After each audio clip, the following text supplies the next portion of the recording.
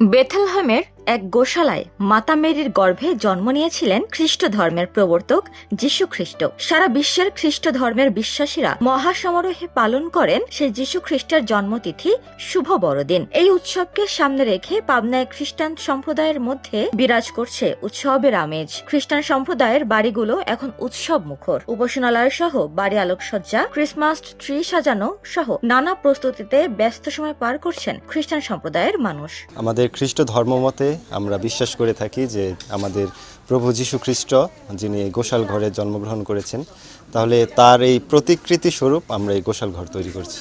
আত্মীয় স্বজন আসবে, প্রভু যীশুর জন্মদিন, আমরা ওই জন্মদিনের আনন্দ করব, ফুর্তি করব।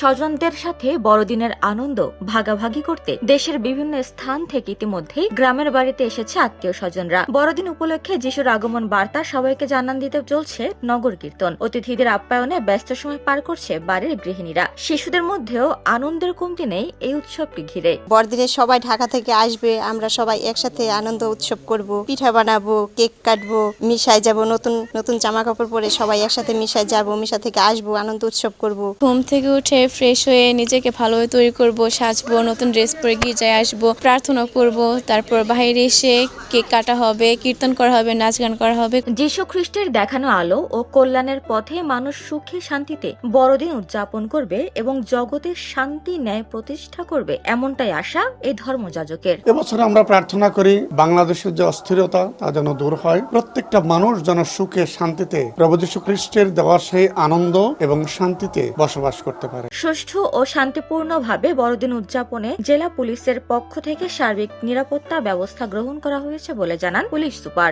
বড়দিন আমাদের এই পাবনা জেলায় 24টি গির্জা আছে। ধর্মীয় কাজ সম্পাদনের লক্ষ্যে আমরা নির্দিষ্টভাবে নিরাপত্তা ব্যবস্থা গ্রহণ করেছি। উপমা রায়, সোনালী নিউজ।